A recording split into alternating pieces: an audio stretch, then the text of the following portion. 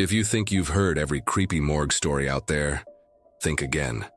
This is the darker side of death, where the cold isn't just from the air. And the dead? They don't always stay still. Like in the story you're about to hear, a lone employee, stuck during a snowstorm, hears breathing coming from one of the drawers, and has to decide whether to face the impossible or just run for his life.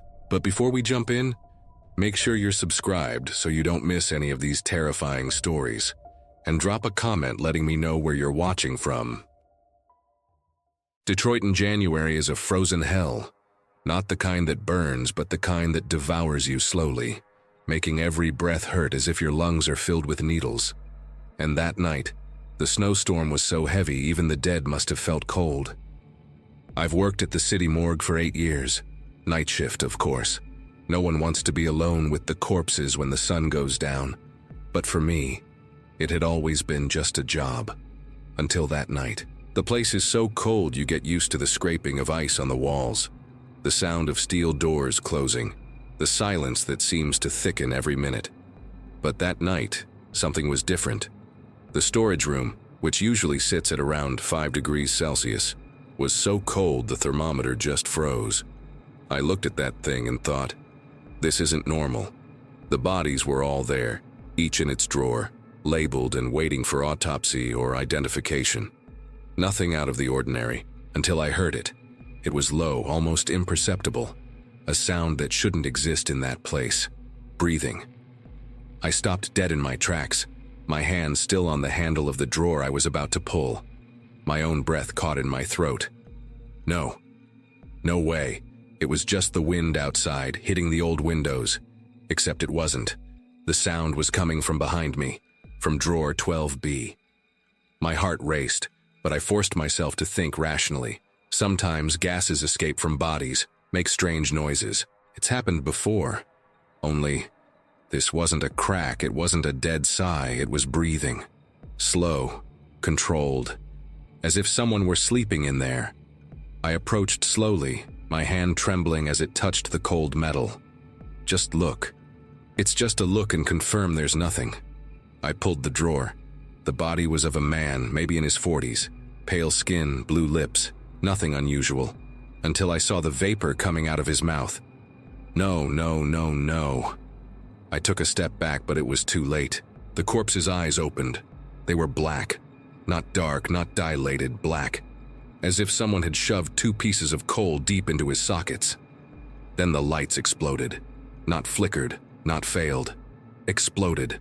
Glass flying, sparks cutting through the air, and suddenly I was in total darkness. Just the sound of my ragged breathing and something else. A creak. The sound of someone getting up. I didn't see, but I felt it. That body was moving. The drawer creaking, feet dragging on the floor. And then, thump, thump, thump. Footsteps, slow, heavy, coming my way. I didn't think. I turned and ran as if the devil himself was behind me, because he was. The corridor door seemed farther away than ever, but I lunged for it, almost slipping on the frozen floor. I turned the handle, felt the metal stick to my skin from the cold, and threw myself to the other side, slamming the door shut. I breathed deeply, leaning against the door, and then I heard it. Something hit the other side, just one knock, slow. As if whoever was there was just letting me know, I know you're there. I didn't let go of the handle. My fingers were numb, stuck to the metal as if frozen in place. On the other side of the door, the silence returned. But I knew that thing was still there. Waiting. Silent. The morgue corridor was narrow, lit only by an emergency light that flickered, casting everything in a hue of old blood. I looked back at the path leading to the exit. If I ran, maybe I could make it before… Bang! Another knock on the door. Harder this time. I felt the wood tremble under my hand. Damn. I let go of the handle and ran. My footsteps echoed in the corridor, but beneath them, I swore I heard another sound. Thump, thump, thump, that same dragging step, only now, faster.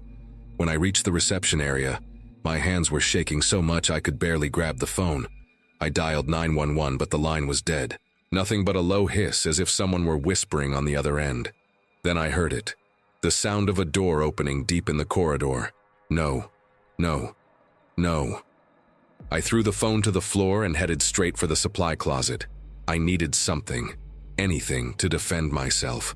My hands closed around a fire extinguisher. It wasn't much, but it was heavy enough to crack a skull. If that thing even had a skull. I took a deep breath and looked at the corridor. Empty, for now. But the air, God, the air, was so cold that every breath burned. And it wasn't the usual morgue cold. It was something worse, something that clung to the skin, as if it were sucking the heat right out of my bones. I approached slowly, extinguisher at the ready. The storage room door was ajar. I had locked it. I was sure I had locked it. It was just a crack, but enough to see the emptiness inside. The lights were still out, but the moon outside, reflecting on the snow, lit up the floor a bit, and that's when I saw them. Footprints. Wet. As if someone had walked out of that room with soaking feet. Only it wasn't water. It was ice. Each step left a crystallized mark on the floor, as if the very temperature was freezing in the wake of that thing. And the footprints? They were heading in my direction. My body froze. Not from fear. Literally. I looked at my hand and saw... shit. My skin was bluish, as if I had spent hours in the cold. But I was inside, and the heating had been broken for weeks. Then I heard it, a dragging of feet, close. I turned so fast I almost slipped on the floor. Nothing, just the empty corridor. And then... something fell from the ceiling and landed in front of me. It was him, the corpse, but not as before. Now his skin was covered in ice, cracking with every movement, as if he had been frozen and thawed 1,000 times. His black eyes stared at me, and his mouth opened. When he spoke, his voice came in pieces, hoarse as if it had been stored in a freezer for decades. "You left the door open," I screamed, not from fear, from pain, because suddenly every part of my body was burning with cold, as if my veins were filled with liquid nitrogen. And then that thing reached out its hand. I swung the extinguisher with all my might. The blow hit him in the face, and his skull shattered like glass. Pieces of ice and frozen flesh flew to the floor. He fell, but I didn't wait to see if he would stay down. I turned and ran for the exit. Only when I hit the back door, locked, and behind me the sound of bones reassembling on the floor. Thump, thump, thump. "You are not leaving yet." My hand scratched at the door, my nails breaking against the metal. The cold had taken over everything. Even my blood seemed frozen in my veins. And those steps, God, the steps, each one closer than the last. I turned, pressing my back against the door, the extinguisher raised like a weapon. The corpse was 3 meters away from me, his face smashed but still moving. Pieces of ice fell from what was left of his skull, and that mouth, that damn mouth, still moved, repeating the same thing. Not leaving, that's when I realized. The key, the damn emergency exit key. It was in my coat pocket. With a trembling hand, I stuck my fingers in my pocket, feeling the cold metal. The corpse took another step. Click. The door opened and the cutting wind of the snowstorm hit me like a punch. I didn't think. I threw myself outside, straight into the knee-high snow. I ran. I didn't look back.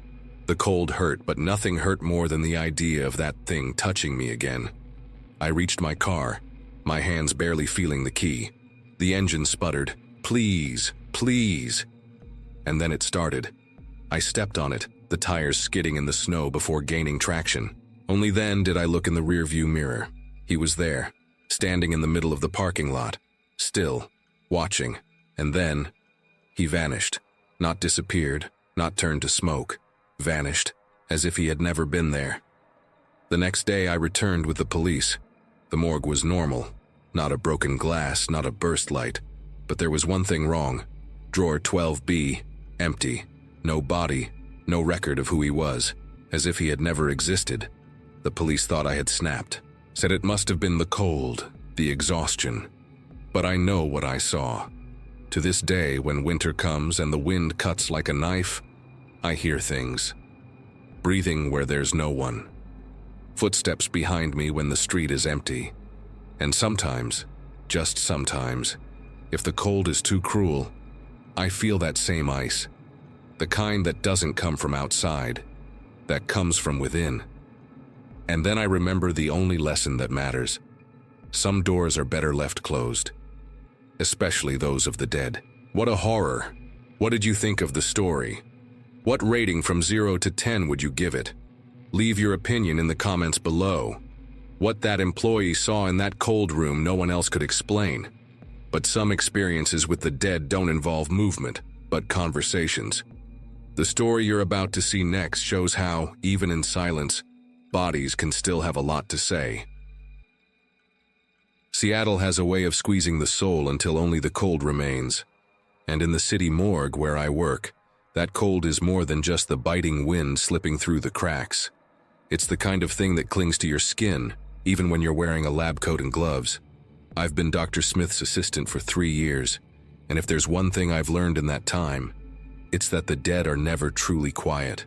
The place is in an old building, the kind where the concrete has absorbed so much suffering it seems to groan when it rains. And in Seattle, it always rains. Water trickles down the walls as if the building itself is sweating fear. Dr. Smith says it's just humidity, but I've seen her whisper to the corpses as if they might answer. And the worst part? Sometimes, it seems like they do. That night, the winter storm rolled in like a warning. The wind battered the windows as if something was trying to get in, and the hospital's power was flickering nervously. I was helping the doctor with a new body, a woman found in Discovery Park, frozen solid. Officially, death by hypothermia. But Dr. Smith didn't believe in official. She had a nose for things that were off, the kind of things other pathologists missed. As she examined the woman's blue-tinged fingers, I jotted down details in the file. Then the doctor stopped. Froze. Her silence was always the prelude to something bad. "There's a mark here," she said, turning the dead woman's arm. A tiny red dot, almost invisible. An injection. I leaned in for a better look, and that's when the lights flickered one last time and went out. The emergency generator should have kicked in, but everything stayed dark. Only the sound of the rain outside beating against the glass like insistent fingers. We stood in the dark, listening to our own breathing, until something more disturbing broke the silence. A voice. Female, raspy as if it hadn't used its vocal cords in years. She saw. I felt my blood turn to ice. The voice didn't come from anywhere. It came from everywhere. And worse, it came from inside the room. Dr. Smith didn't move. "Did you hear that?" I whispered, trying not to tremble. "I heard it," she replied, too calm. And then, something worse happened. A touch. Cold as ice, it brushed against my cheek. There was no one there. Just me, the doctor, and the dead woman on the table. But the hand that touched me didn't belong to any of us. Dr. Smith turned on her cell phone flashlight, and the light cut through the darkness. She looked at me with an expression I'd never seen before, almost like pity. "You felt it, didn't you?" she asked. I could only nod. She sighed. "Well, now you know. They talk. They always have." And before I could ask who the hell they were, the power came back on. The fluorescent light illuminated the autopsy room again, and the woman on the table was exactly as we had left her. Except now her eyes were open and smiling. I swallowed hard. The woman on the table hadn't had her eyes open before. I was sure of it. Dr. Smith closed the lid of the cadaver with a sharp movement, as if locking something that shouldn't escape. "Don't look again," she said softly. But it was too late. The image was already burned into my mind. That smile. Not a smile of peace, not a post-death relaxation. It was a smile of purpose, as if she knew something we didn't. The storm outside seemed to have turned into a living monster, battering the walls of the morgue. Dr. Smith picked up the phone and dialed a number quickly. "We need Detective Harris now." She didn't explain, I didn't ask. As we waited, the cold in the morgue worsened. It wasn't the air conditioning anymore. It was something deeper, The kind of cold that seeps into your bones and stays there like a parasite. I rubbed my arms trying to warm up when I heard it again. She saw, and now you've seen too. The voice came from behind me. I turned so fast I almost tripped. Nothing, just the elongated shadows of the steel tables, the flickering lamps. Dr. Smith grabbed me by the arm. "She won't stop now that you've heard," she said seriously. "They rarely do." "Who are they?"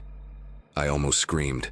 She looked at me with a mix of exhaustion and something that looked like guilt. "Those who stay, those who can't leave." Before she could explain further, the morgue door creaked open. It was Detective Harris, soaked from the rain, with that look of someone who's seen too much. "What is it this time, Dr. Smith?" he asked, rubbing his cold hands. She lifted the lid of the cadaver again. The woman's smile was still there. Harris frowned. "Damn. Is this normal?" "Nothing here is normal," the doctor replied. "She was murdered. Succinylcholine injection, muscle paralysis. Someone left her to freeze alive." Harris jotted something down, but it was clear he was more disturbed by the smile than the cause of death. That's when the lights flickered again. This time, the generator didn't come back on. We were in total darkness. The only light was the faint screen of the detective's cell phone. He raised the device, slowly illuminating the room, and then the flashlight trembled. Something breathed right behind my ear. I froze. It wasn't Dr. Smith. It wasn't Harris. It was something inside the morgue with us. The cell phone's flashlight fell to the floor, extinguishing completely. I heard footsteps, many footsteps, as if there were more people in the room now, people who hadn't been there before. "Don't move," Dr. Smith whispered, but I had already turned, and in the darkness I saw them. Pale figures blurred, as if they were underwater, some near the walls, others on top of the autopsy tables, all looking at us. And then the smiling woman, the one on our table, sat up, slowly, as if every movement pained the bones that no longer existed. She turned her head toward me and opened her mouth to speak. Her mouth moved, but the sound didn't come from her lips. It came from inside my head, a sharp whisper like nails scratching a coffin from the inside. "You will tell what you saw." My legs trembled. Dr. Smith pulled me back, placing her body between me and the thing that was now rising from the table. "She won't tell anything," the doctor replied firmly, as if negotiating with a difficult client. "You've done what you came to do. Now leave." The air grew heavy, as if the morgue itself was holding its breath. And then, the dead woman laughed, a hoarse sound that echoed off the walls as if there were dozens of her in the room. The other pale figures approached, moving without walking, just appearing closer with each blink of an eye. Harris was paralyzed, his hand on his holster. But what was he going to shoot? At whom? Dr. Smith didn't hesitate. She took a vial from her pocket, coarse salt, and threw a handful toward the dead woman. The silence that followed was worse than the laughter. The woman looked at us with hatred, the hatred of the dead, and then, like smoke sucked into a vent, she and all the other figures disappeared. The lights came back on with a snap. The morgue was empty, just us, the cadaver lying again on the table, and her smile now gone. Harris was pale. What was that? Dr. Smith took a deep breath. Justice. She was murdered, and she wanted us to know why. She looked at me. Now you see them, and once you see, they know. They'll always know. I felt a chill on the back of my neck, a touch that wasn't the wind. And then I understood. She wasn't warning me. She was welcoming me. Because now, like her, I too heard the dead. And they were hungry for attention. Creepy, right? For some, hearing the dead is a curse. For others, it might be the only way to achieve justice. In the next story, an experienced pathologist discovers that death doesn't end the truth. It only hides it for a while. The morgue at St. Francis General Hospital was one of those places that seemed stuck in time. From the outside, the building was modern, all glass and steel, but the basement was another story. The walls had that yellowish tint from decades of dampness, and the smell of disinfectant never quite managed to cover up the scent of the past. I had worked there for 15 years, and after so many autopsies, I thought I had seen it all. Until that day. It was a cold night, the kind that made the air in the morgue feel even heavier. I was finishing up the paperwork on a heart attack case when the phone rang. It was the ER. They had brought in a woman, apparently an overdose victim. Nothing out of the ordinary, at least not at first. When the gurney rolled into the room, I took a quick look. She was young, with brown hair and pale skin. The paramedics said they found her in an alley, syringe still in her hand. But something didn't add up. I had seen enough overdoses to know how a body reacts, and this didn't seem right. I grabbed the flashlight and shone it into her eyes, just protocol. And that's when my blood ran cold. Her pupils contracted. "That's not possible," I murmured, taking a step back. Corpses don't respond to light, they shouldn't at least. I squinted, thinking I had imagined it. But when I shone the light again, it happened again. Her pupil contracted, as if she were alive. My heart raced, but I took a deep breath. There has to be an explanation, there always is. I picked up the scalpel, determined to start the standard incision. That's when her hand moved. It wasn't a spasm, not a post-mortem muscle contraction. It was a deliberate, quick movement, as if she were trying to stop me. I almost dropped the scalpel. "Damn it," I muttered, looking around as if someone could explain what the hell was happening. That's when her eyes opened.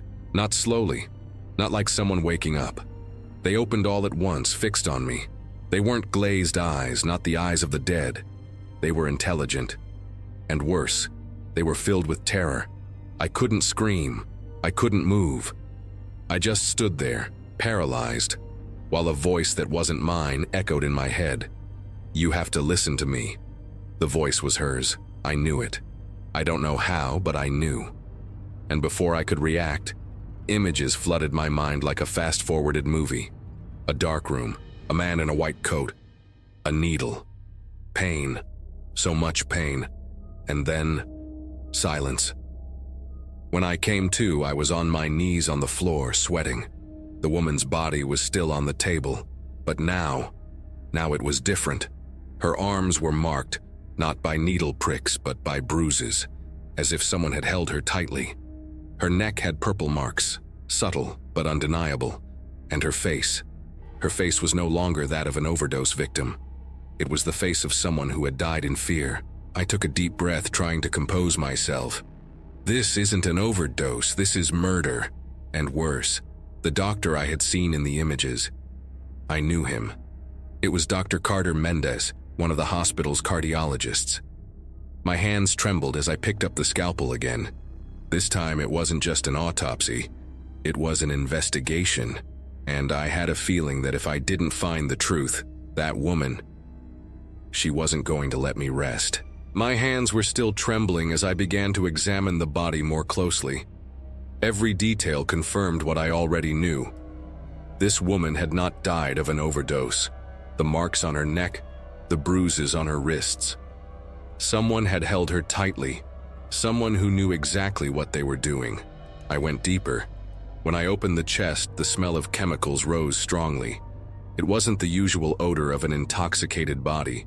It was something more industrial. I found traces of succinylcholine, a muscle relaxant used in hospitals, but there was no record of her receiving any medication. "You were murdered, weren't you?" I whispered, not knowing if I expected an answer. And then the voice returned. "He killed me. He kills others." This time the images were clearer. I saw Dr. Carter administering injections to vulnerable patients, people no one would miss. Homeless people, addicts, people like her. He chose carefully, and then he falsified the reports. Overdose, multiple organ failure. No one questioned it. My stomach turned. I worked in the same hospital as this monster. How many bodies had passed through my hands without me realizing? I grabbed the phone to call the police, but a gust of cold air turned off the lights. The morgue was plunged into darkness, lit only by the faint emergency light. And then I heard it. Footsteps. Someone was out there. "Is anyone there?" I shouted, trying to hide the fear in my voice. No answer, just the sound of shoes dragging in the corridor. Slow, calculated. When the lights came back on, he was at the door. Dr. Carter, immaculate white coat, calm smile. But the eyes were ice. "Doctor, still working so late?" he said, entering slowly. My heart was beating so hard I was sure he could hear it. "I'm finishing a report," I lied, trying to block the view of the body. He looked at the table, at the scalpel in my hand, and then smiled. "Ah, the overdose from room 3. Simple case, isn't it?" "Very simple," I replied, gripping the scalpel tighter. He took another step. I stepped back. "You seem nervous. Something wrong?" That's when I saw the syringe in his pocket. Everything happened fast. He lunged. I dodged, but he grabbed me by the arm. The needle gleamed under the fluorescent light. "You should have left it alone," he growled. But he didn't know I wasn't alone. The cold wind returned, stronger. The lights flickered. And then she appeared. The woman from the table was standing, pale, blood trickling from the corners of her mouth, her eyes black as night, fixed on Dr. Carter.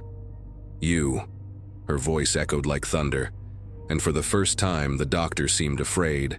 He let go of my arm, stepping back. This isn't possible." She advanced, and he fell, hitting his head on the floor. When the police arrived minutes later, they found Dr. Carter unconscious, the syringe beside him, and a complete report with all the evidence of what he had done. The next day, he confessed to everything. 6 murders, 6 victims who finally had justice. But I knew it hadn't been just me. Now, when I enter the morgue, I feel the whispers. The dead speak, and I listen. And this time, I won't ignore them. Creepy, right? And even after the crime was uncovered, the most disturbing part wasn't what they found. It was what they felt. Now, in the next story, a simple reflection sparks a total breakdown, and fear comes from every direction, including from inside. But before we dive into that, if you've made it this far, chances are you're loving these stories. So go ahead and hit that like button. It tells YouTube you want more horror content like this, and helps make sure you don't miss the next terrifying tale. The smell of disinfectant in the St. Mary's Hospital morgue was so strong, it felt like it was sticking to the back of my throat. I had seen corpses before, sure it was part of the training, but nothing prepared me for what happened that night. My name is Daniel Carter, and until yesterday I was the new assistant at the morgue. I thought the worst that could happen was dealing with the smell or a body in an advanced state of decomposition.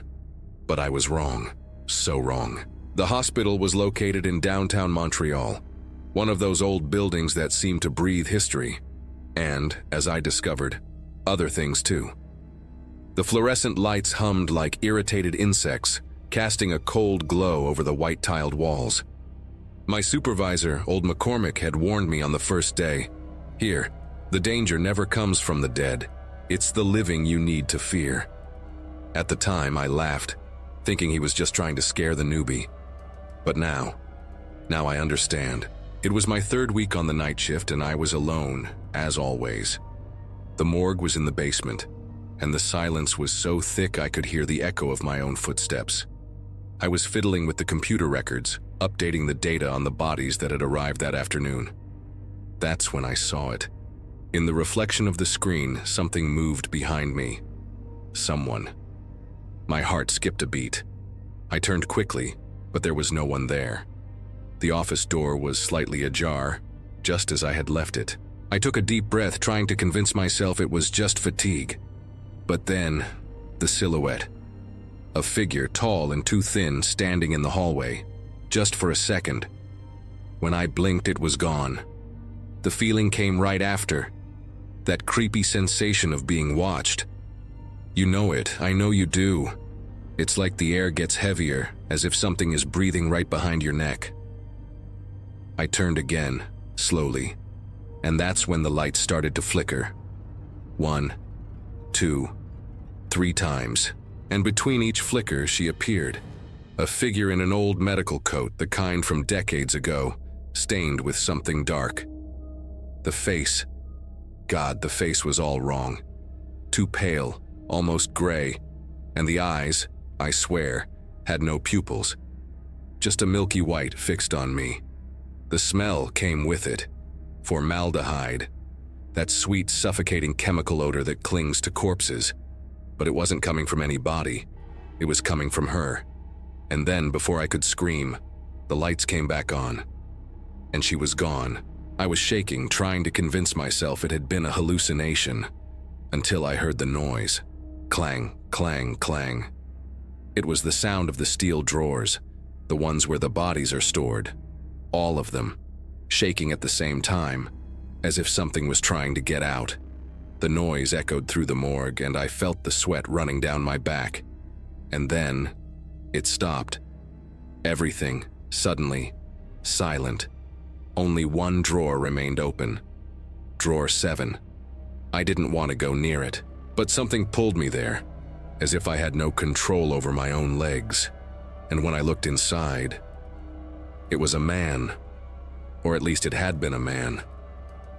The skin was pale, the lips drawn back in a smile that wasn't human. And then right in front of me, his eyes opened, fixed on me, and I heard it. Not with my ears, but inside my head. A hoarse voice, full of something that wasn't air, whispering, "You're going to stay with us, Daniel." That's when the footsteps started, cold, slow, coming from the hallway. And I knew.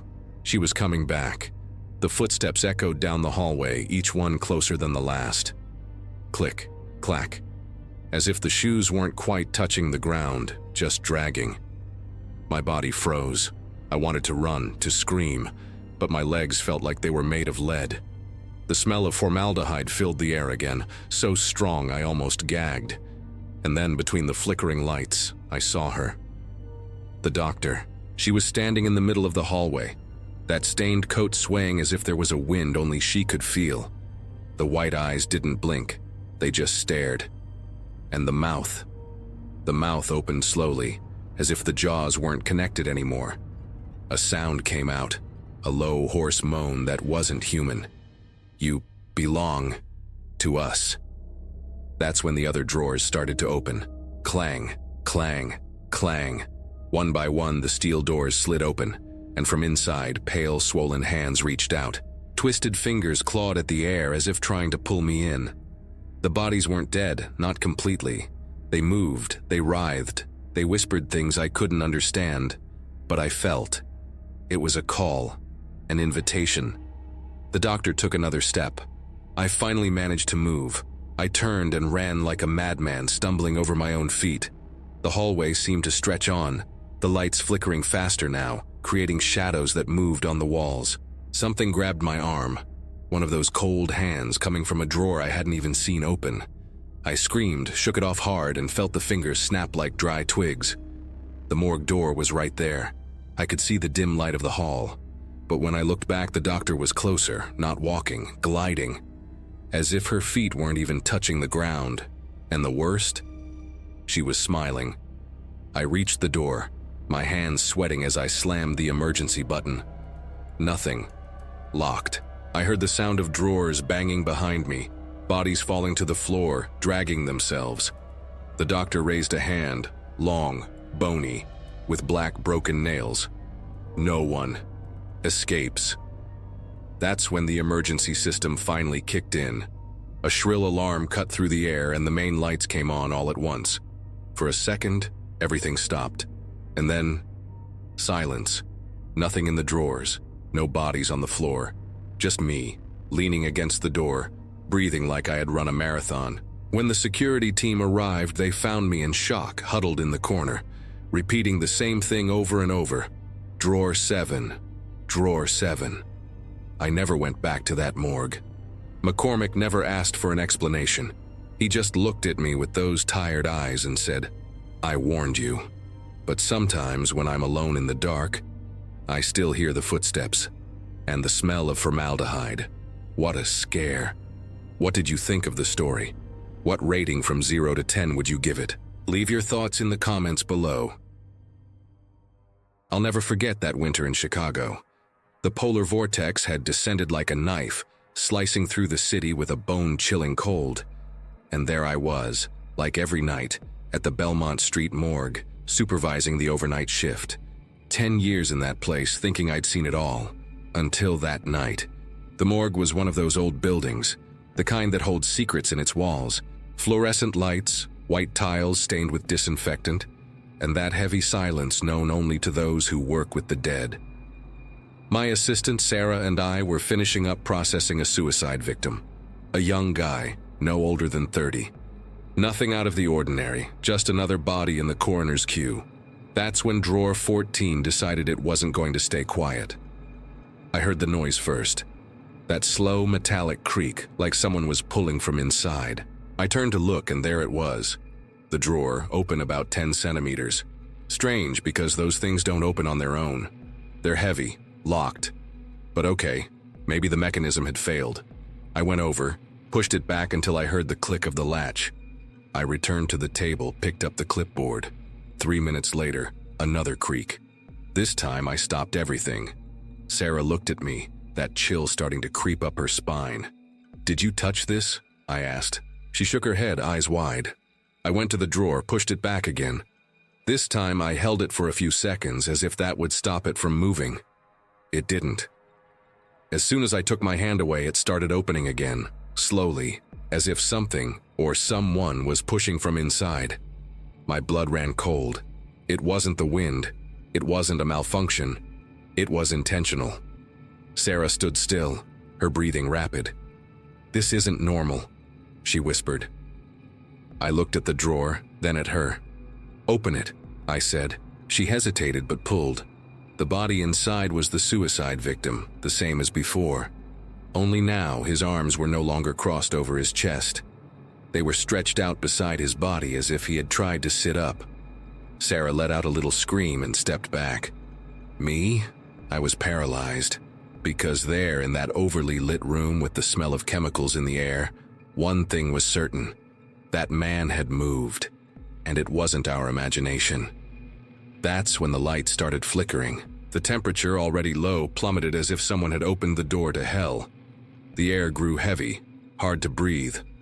Sarah grabbed my sleeve, her fingers trembling. "Someone's here with us," she said, her voice barely audible. I wanted to believe it was just an electrical issue, a problem with the refrigeration system. But when drawer 14 opened on its own again, this time with a bang, I knew. Something was wrong. Something that didn't play by the rules. And the night had barely begun. I never ran in that morgue. 10 years of experience had taught me that haste and the dead don't mix. But that night, when drawer 14 slammed against the wall hard enough to make Sarah scream, my body reacted before my brain did. I took a step back, almost tripping over my own feet. The suicide victim's body was still there, but now his eyes, those eyes I had personally closed 2 hours earlier, were open, glazed, opaque, but staring straight up, as if seeing something on the ceiling that we couldn't. Sarah let out a "Jesus Christ" so low I almost didn't hear it, but the fear in her voice echoed in my head. And then, the worst happened. The corpse turned its head, slow, almost mechanical, as if someone was pulling its strings from inside. That neck, already stiff with rigor mortis, cracked as the face turned toward us. Sarah grabbed my arm so hard I felt her fingers digging into my flesh. I couldn't look away. It was impossible. Because there, on that steel table, a dead man, a man I had seen lifeless, pulseless, nothing, was staring at us. And then the lights went out. It wasn't a normal blackout. It was as if someone had sucked all the energy out of the building at once. The silence was so absolute I could hear the blood pounding in my ears. We clung to each other, waiting. I prayed it was an electrical problem, a short circuit, anything but that. That's when we heard the noise, a wet dragging sound coming from drawer 14. That sound of skin sticking to metal, of muscles contracting against death's will. Sarah started crying softly and I could only think one thing. There's no way he's getting up. But he was. When the lights came back on, flickering agonizingly, the body was no longer lying down. It was sitting up. The posture was strange, awkward, as if someone had lifted it with invisible strings. The arms swayed slightly, the fingers, already marked with lever mortis, contracted as if trying to grab something. And then it pointed. Not at me, not at Sarah, but at the door, at the exit, as if telling us to leave. Sarah couldn't take it. She let out a scream and backed away, knocking over a tray of instruments.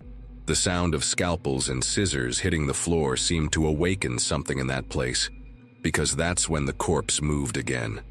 This time it slid out of the drawer. Its feet hit the floor with a dull thud, and I felt my stomach turn as it stood up. Not like a living person. Nothing about it was human. It was like watching a marionette being lifted by a broken string, each movement wrong, unnatural. Sarah was hyperventilating beside me, and I knew we had to get out of there, but my feet seemed rooted to the ground. The corpse took a step, and then another, toward the door. Sarah finally broke out of her trance and ran, but I stood still, watching that thing drag itself down the corridor. Its skin was already changing color, the muscles contracting in spasms, but it kept walking, until, suddenly, it disappeared. It wasn't a vanishing into thin air, it wasn't a trick of the light.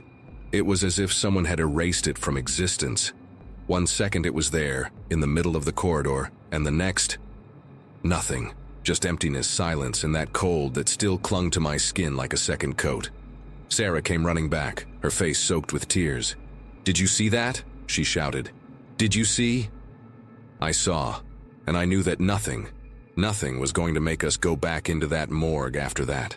Sarah was in a panic. She was shaking so much she could barely hold her phone as she dialed security. I was still standing in the corridor, looking at where the body had disappeared, waiting, fearing that it would reappear out of nowhere. But the corridor remained empty. Just the hum of the burning lights and that smell of death that never left the place. When security arrived 10 minutes later, we were already a mess. The shift supervisor, a tough guy named Harris, looked at us as if we had gone crazy. "A walking corpse?" he repeated, with that tone of "do you drink on the job?" But we insisted. We showed him drawer 14, still open, the handprints on the metal where the body had dragged itself. Harris frowned but called the technician to check the cameras. The security room was cramped, full of flickering screens. The technician, a rookie who couldn't have been more than 20, played back the footage from that time. And there, nothing. On the cameras, drawer 14 never opened. On the cameras, the lights never went out. On the cameras, Sarah and I were alone in the morgue, standing in the middle of the room, acting as if we were seeing things. The video showed us screaming, running, pointing at nothing, but it didn't show him. It didn't show the corpse getting up. It didn't show it walking. Harris crossed his arms. "You two need a day off." Sarah looked at me, her eyes filled with tears. "We saw it," she seemed to say. "We know what happened." And I knew she was right. It didn't matter what the cameras showed. We knew. On the way back to the room, we passed the corridor again. And that's when I saw it. On the wall, where the body had disappeared, a dark stain. It wasn't blood. It wasn't dirt. It was as if the paint had burned, forming an outline, a shadow. The silhouette of a man, arms outstretched, as if he had been pulled into the wall. Sarah squeezed my hand tightly.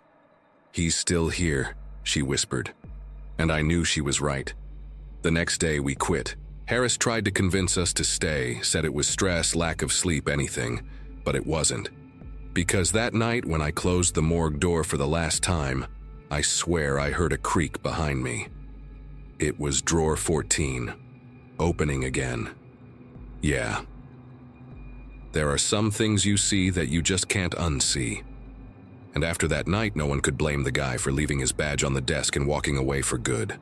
If you're still here, comment "Haunted Morgue," so I know you're one of the brave ones who stick it out till the end. That really helps me keep bringing you stories that mess with your head, and your nerves too. If you enjoyed this deep dive into morgues and supernatural encounters, smash that like button.